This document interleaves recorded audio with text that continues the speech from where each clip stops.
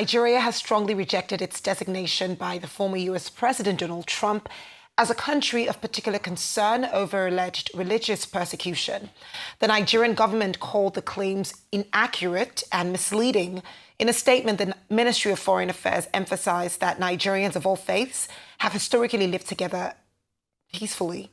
It reiterated the government's commitment to fighting terrorism and protecting the rights of all citizens. The Minister of Information supported this, stating that violence in the country affects both Muslims and Christians alike. He highlighted the government's security efforts, including the neutralization of thousands of terrorists. Analysts suggest this designation could strain diplomatic relations between the two nations. Well, Arise analyst and director, Abuja School of Social and Political Thought, Dr. Sam Amadi, joins us now to discuss the Trump Christian genocide allegations from our Abuja studio. Dr. Sam Amadi, we don't have so much time, but just to get straight to the point of this. We've seen the reaction to this designation so far, the intentional push to emphasize that truly and truly this genocide is not happening in Nigeria.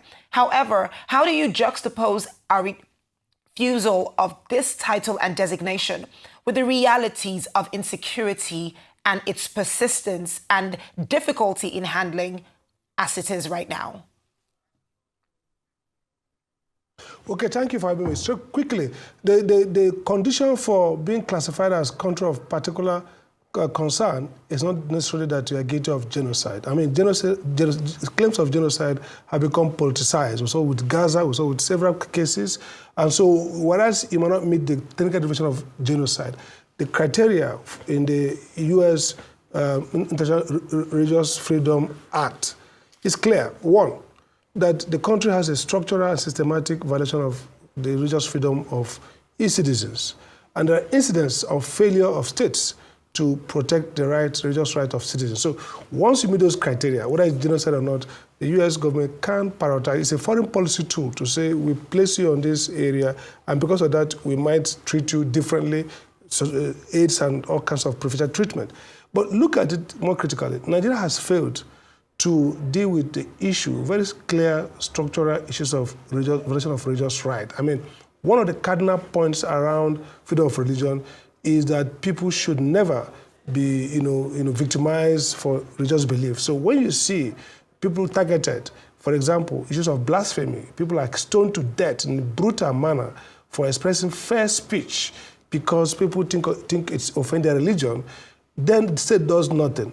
You cannot escape that there's persecution of religious people in that state. I mean, China also forced into this. People forget that the same way Nigeria was classified, China is classified on account of what is being done to a particular Muslim sect in China and across the world. So if I was a foreign policy advisor in the U.S. desk, and I was used to be a foreign policy advisor in Nigeria under Yar'Adua, I would look at the circumstances and I would likely place Nigeria on that list because that's about facts, about how the state has responded to actions against citizens based on religious belief. Look at the killings in the Middle Belt. Communities sacked, Christians. Look at the video of priests, pastors, bishops testifying to how their congregation were killed and the state does not intervene to prosecute, to remedy, to compensate and protect. So that even violates Nigerian obligation under international law, duty to protect. So in many counts, Nigeria is guilty, maybe not of genocide, but of other issues. So, and I appreciate you bringing this to the fore. Now, if at all we can both agree that Nigeria is guilty of defaulting in its duty to protect its citizens, how would you assess the uproar that we've seen in responding to this? We've seen statements from several ministries basically stating a utopian world where Nigerians have lived in peace, both Christians and Muslims. We have several cases, incidences that have happened across Nigeria where it was anything but peaceful. This response to it, what would you describe it as? Considering that insecurity is what Nigerians are asking to be resolved, but it almost seems as though the response is trying to create a blanket over our reality. I think Nigerian leadership is well known for lying against itself. I mean, Nigerian leaders like to prevaricate, deflect, and not address the issue. There's a clear failure of the Nigerian state to deal with what I call it generalizing security, terror by Islamic militants and so on. They have failed to do that. Okay, record under Jonathan, some of these people, high place, were saying attack against Boko Haram is an attack against our faith, on record. And so even when the executive people came to help the country, they said, no, stop killing them. And that's why Hejika was removed, and that's why we have removed several senior officers who are making progress in decimating this group that are alleging are killing more Muslims. So the question is, if these guys are killing more Muslims than Christians, why should a country tolerate? So first is hypocrisy. Second, that religion has become a prime instrument of political power. So many Nigerians are more committed, Nigerian leaders more committed to the triumph of religious sects than their country.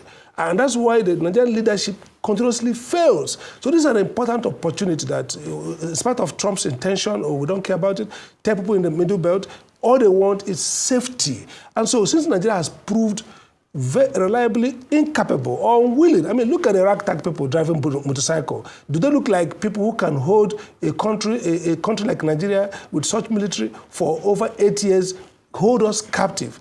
If we can't deal with it, then allow the Marines to come and get them out. You see, so Nigerian government itself should be very clear that they really want to knock off these Islamic terrorists, wherever they're coming from, whether from Senegal or whatever. They need to say, want to knock them off and not try to say, oh, leave us, we're not doing badly. And then they're saying, oh, America wants to get oil. That's not true. This country has failed itself in dealing with terrorism, and that is more bigger than the question of genocide. Why should a lady be killed for free speech, no persecution? We saw that happen. We saw that happen. Exactly. We saw that happen, Dr. Sam Amadi, and I do hope that we continue to understand these issues based on the realities and not based off of press statements. Well, Thank you so much, Dr. Sam Amadi. It's always a joy.